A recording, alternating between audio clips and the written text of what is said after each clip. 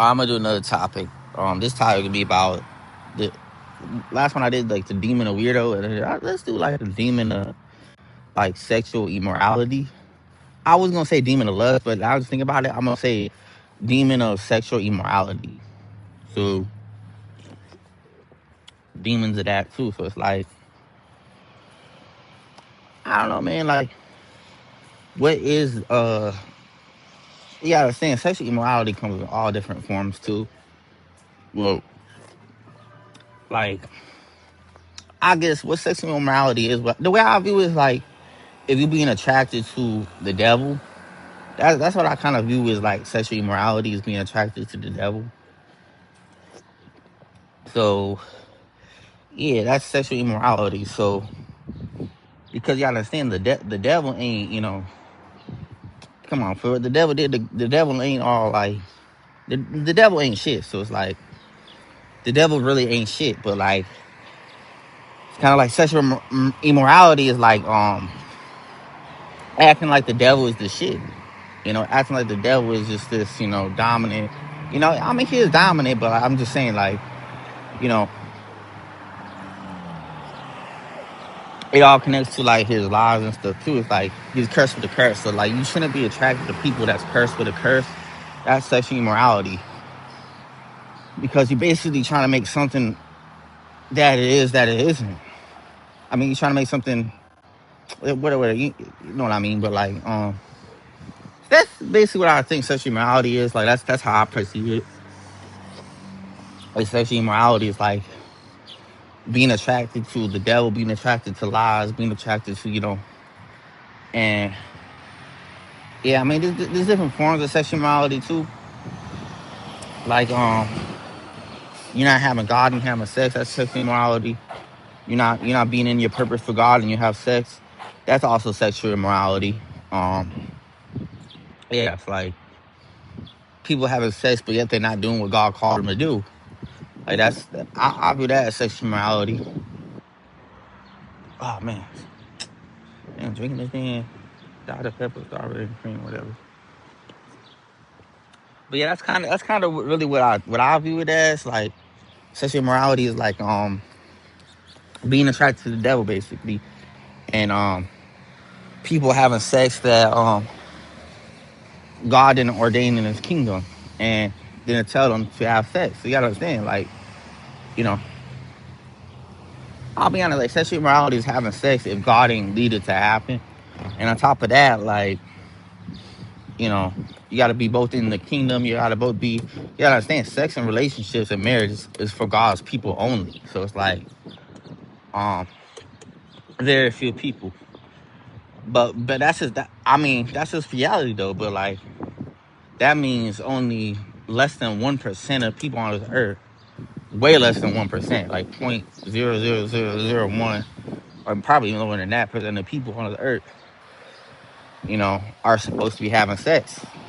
And that's just me keeping it real. That's just me keeping it real with how God operates and works. Because God doesn't choose everybody, but I mean, I guess you could say that's sexual immorality. Like if you're not even in your purpose for God and you have sex, like now I'm gonna be for real, like because all that stuff is supposed to be for God's people. Like that's like people having sex, yet they headed to hell, and they're gonna burn in hell in the end. It just makes no sense. So I view that shit as sexual immorality. If you understand, like if you meant to burn in hell, you have sex, like, or you just reject the truth, or reject God, or whether you're religious or Christian or whatever it may be. Sex ain't for those people. You know, it's the same. It's the same.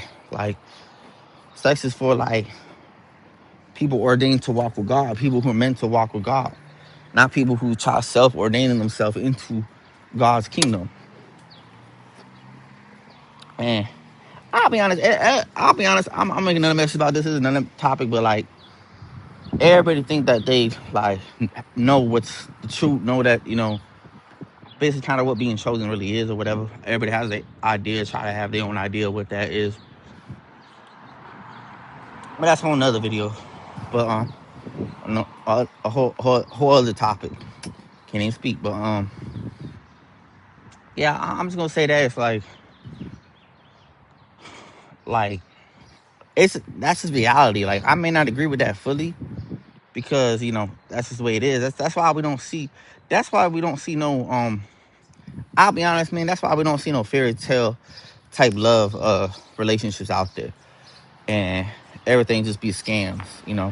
That's why we see that because you know I don't know how to explain it. Like obviously fairy tale love ain't really good, ain't really Obviously I don't look at fairy tale love like it's whatever,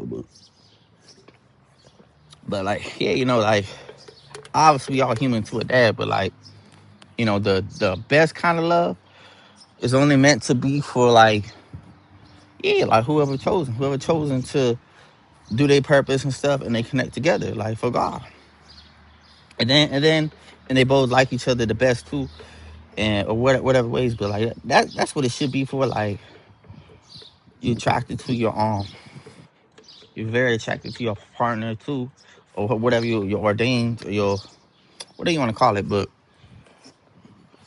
then y'all both really grinding for Jesus' kingdom, represent Jesus' kingdom and God's kingdom, and y'all both have like the deepest connections with God ever. Like, but yeah, I mean, and you have to look a certain way for it too, because you gotta understand, not everybody looks good. Not everybody looks good. So it's like that's how you can tell not everybody's meant for love, because not everybody looks good. Not everybody looks the best. Not everybody has the best look. So it's like not everybody looks the best. Not everybody looks the most pleasing to look at.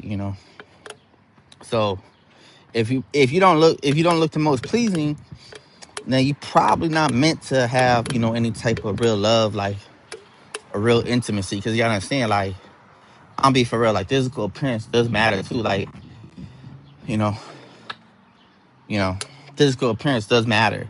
So like but yeah, so it's all based on what people want to, but at the same time, like you gotta be chosen by God for that stuff. You gotta be chosen by God for that stuff, or else that's sexual immorality. So yeah, so that's kind of what I really want to say in this topic. Much